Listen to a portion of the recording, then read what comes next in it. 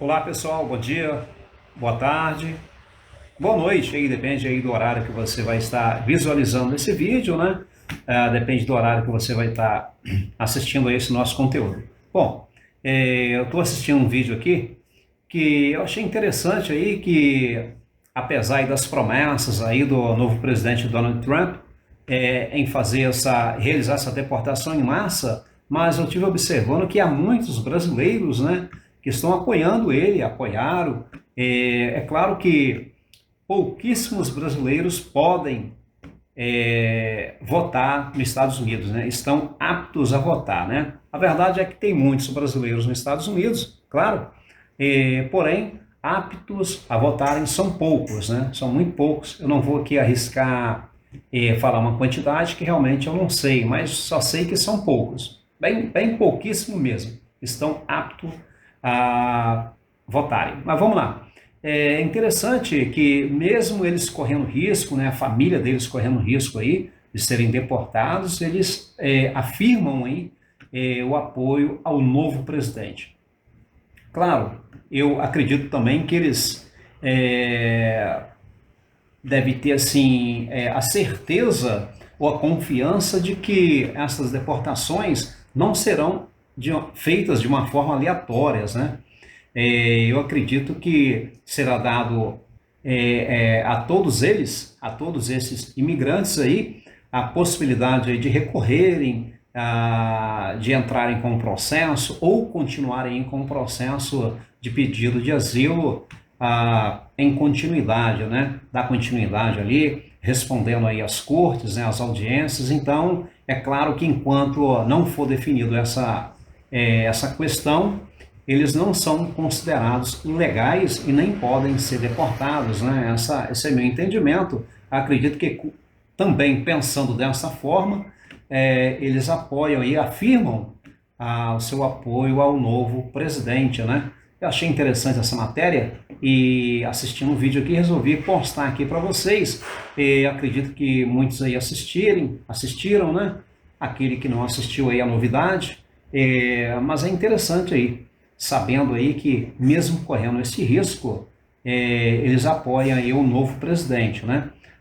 O presidente que, na verdade, a bandeira principal dele, a campanha política dele, foi em cima aí dessa questão de imigração, de imigrantes, deportações, né?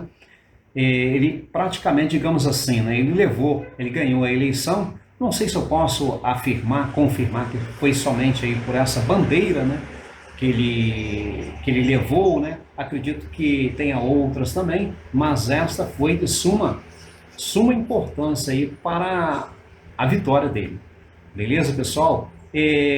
Você que vai assistir o vídeo, você que sabe dessa notícia aí, o que você acha? O que você pensa? Você também apoiaria aí o novo presidente Donald Trump ou não? Qual a sua opinião? Qual o seu ponto de vista? Se quiser deixar aí nos nossos comentários aí, se quiser aí interagir com a gente, tá bom, pessoal? O vídeo está aí mesmo, espero que vocês gostem do conteúdo. Grande abraço para vocês aí. Deus possa abençoar todos vocês. Valeu, um abraço.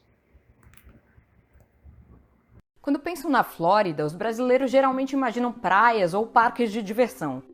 Mas a Flórida de um brasileiro, que aqui eu vou chamar de Rafael, é bem diferente. Ele tem 36 anos, trabalha como pintor e veio para os Estados Unidos há 3 anos com a esposa e o filho, que na época era um bebê de 7 meses. Ele mora na região metropolitana de Miami e há mais de 6 meses está andando com uma tornozeleira eletrônica na perna direita. Essa tornozeleira treme e apita sempre que os agentes de imigração dos Estados Unidos perdem o sinal de rastreio dos passos dele na Flórida. E é um lembrete permanente de que o que ele chama de sonho americano pode acabar a qualquer momento. This is a tough one. We're going to end up with the largest deportation in American history. We have no choice. Com a volta de Donald Trump à Casa Branca, a partida forçada de brasileiros como o Rafael parece cada vez mais provável. E no caso dele, essa questão pode ser literalmente de vida ou morte. É que o Rafael conta que a sua esposa tem uma doença rara cujo tratamento experimental só existe nos Estados Unidos. Ainda assim, ele me disse que se pudesse votar nas eleições para presidente, teria votado em Donald Trump. Eu sou Mariana Sanches, correspondente da BBC News Brasil em Washington, e nesse vídeo eu conto para vocês as histórias de brasileiros com quem eu conversei que correm risco de deportação e que são, ao mesmo tempo, alvos potenciais e entusiastas de Donald Trump. Para começar, vamos entender quem é e o que pensa o Rafael. Esse nome e a voz que vocês vão escutar agora não são os verdadeiros, para proteger a identidade dele. E a mesma coisa vai acontecer com os outros imigrantes brasileiros sem documentos ouvidos nessa reportagem. Se eu pudesse votar, eu votaria no Donald Trump mesmo. Eu acho que ele vai fazer uma boa limpa aqui sim, mandar muita gente embora, os criminosos. Mas eu não tenho nenhuma ocorrência policial nem aqui, nem no Brasil. Por isso acredito que vão me deixar ficar. Para cruzar a fronteira com o México, o Rafael e a esposa pagaram R$90 mil a um coiote que viabilizou a travessia. Ao chegar em solo americano, a família se entregou ao serviço de imigração, ficou detida por alguns dias e depois foi liberada com o compromisso de se apresentar à corte migratória. Mas de lá para cá, todas as tentativas que o Rafael fez de regularizar a sua situação foram negadas. E para complicar mais as coisas, a esposa dele desenvolveu uma doença autoimune que quase a levou à morte. Depois de perder os cabelos, 17 quilos e até a capacidade de engolir alimentos sólidos, ela passou a integrar uma pesquisa científica sobre a doença e tem recebido medicamentos que fazem os sintomas melhorarem. De acordo com a equipe médica, esse tratamento não estaria disponível no Brasil. Em uma carta timbrada e assinada, o médico responsável pelo tratamento da esposa do Rafael atesta às autoridades americanas que ela está sob os cuidados dele devido a uma doença muscular imunológica grave que requer tratamento rápido e crônico e sem o qual a paciente pode ser gravemente afetada e levada à morte. Só que nada disso funcionou até agora para garantir a permanência da família no país. E apesar dessa situação dramática, o Rafael insiste que teria votado no candidato do Partido Republicano. Trump é melhor para a economia, então eu vejo por esse lado, que as coisas vão ficar mais baratas, vai aumentar os empregos, os negócios. Essa posição do Rafael poderia ser vista como um contrassenso, já que Trump se elegeu prometendo realizar as maiores deportações da história dos Estados Unidos. A meta seria expulsar 1 milhão de estrangeiros sem documento por ano. É mais do que o dobro do máximo de deportações já feito em um único ano nas últimas décadas. Durante a campanha, o republicano afirmou que o país tinha sido inundado por criminosos e egressos de hospícios. E ele chegou a acusar imigrantes haitianos de comerem animais de estimação de americanos, o que jamais foi comprovado. Com esse tipo de retórica, seria possível imaginar que imigrantes de modo geral tenderiam a recusar a candidatura Trump, mas não foi o que aconteceu. O republicano avançou 13 pontos percentuais entre os eleitores latinos em 2024 em relação a 2020. Já uma pesquisa feita em outubro pela revista Exame e o Instituto Ideia, com pouco mais de 800 brasileiros aptos a votar nos Estados Unidos, mostrou que 35% afirmavam que votariam em Trump. O fato de que mesmo imigrantes sem documentos como o Rafael apoiam o Trump não surpreende quem convive com a comunidade brasileira. Apoiador do Trump aqui é o que mais tem, seja quem tem documento, seja quem não tem documento, apoia o Trump do mesmo jeito. Eu, por exemplo, eu perdi clientes aqui por causa da minha posição, porque eu trabalho numa rádio que ela é pró-imigrante. Eu sou imigrante, então qualquer pessoa ou qualquer instituição que for contra o imigrante vai ser contra a rádio, vai ser contra mim. Estimativas dão conta de que há cerca de 11 milhões de imigrantes vivendo irregularmente nos Estados Unidos, 7 milhões deles latinos. O Rafael e a esposa são parte de um grupo de ao menos 230 mil brasileiros nessa mesma condição. Unauthorized population from Brazil as it's grown fairly rapidly over the last 7 or 8 years. The numbers doubled. Where the overall unauthorized immigrant population in 2022 is about the same as it was 7 or 8 years ago. Os especialistas alertam que os números baseados no censo dos Estados Unidos são provavelmente subestimados, até porque imigrantes sem documentos tendem a evitar responder pesquisas. Quanto ao trabalho, 2/3 dos brasileiros sem documentos estão ocupados. Eles são desproporcionalmente importantes no setor de construção. 25% trabalham em alguma função nessa área, como o Rafael, que é pintor. Outros 25% estão em serviço como limpeza doméstica, zeladoria e jardinagem. Entre os brasileiros irregulares, 17% são crianças, como o filho do Rafael, o dobro da média das demais nacionalidades, o que indica que muitos vêm com a família. E falando em crianças, levou menos de 24 horas para que a vitória de Trump mostrasse efeitos práticos na vida de outra brasileira. A Alice tem 35 anos, é faxineira e está nos Estados Unidos há 10 anos. Ela mora na região metropolitana de Boston, em Massachusetts, com o marido e a filha de 9 anos. No mesmo dia em que a vitória de Trump foi anunciada, a Alice foi buscar a filha na escola pública do bairro, como de costume. Ela entrou no carro e me contou na hora. Mamãe, o coleguinha me disse que agora que Trump ganhou, você vai ter que voltar para o seu país. Aquilo me revoltou. Ele é uma criança, não pensou nisso sozinho. Tenho certeza que ele ouve isso dos adultos em casa. A filha de Alice nasceu nos Estados Unidos e tem dupla nacionalidade, americana e brasileira. Mas a Alice e o marido não têm documentos. A renda do casal, ela no setor de limpeza, ele dono de uma construtora, gira em torno de $20 mil mensais, cerca de R$120 mil.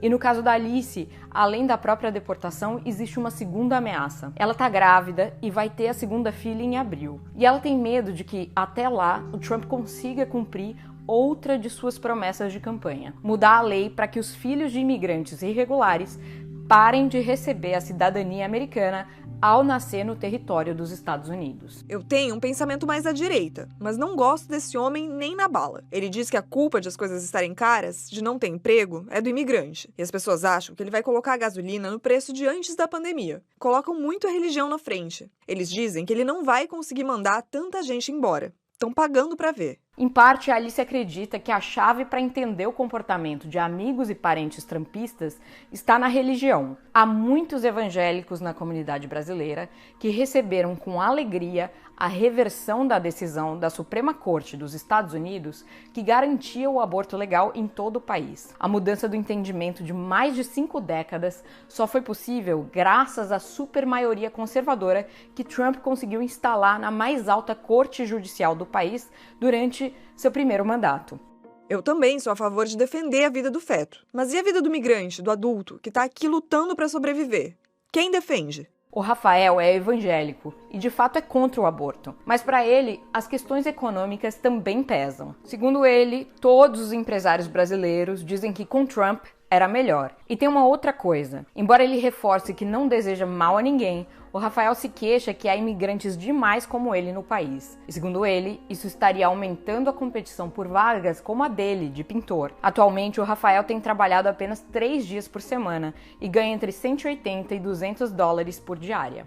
A gente aqui passa apertado, mas passa. Quando eles forem ver, vão ver que a gente não pega nada do Estado. Não demos gasto nenhum. A gente quer sobreviver com o nosso trabalho. Eu quero é trabalhar. Não tem por que mandarem a gente embora. Um outro brasileiro, que a gente vai chamar de Igor, pensa de forma parecida. Ele tem 37 anos e mora no estado de Utah. O Igor chegou nos Estados Unidos há 5 anos e trabalha com jardinagem e publicidade online. O Igor veio com visto de turismo, com o qual poderia ficar aqui por 6 meses e nunca mais foi embora.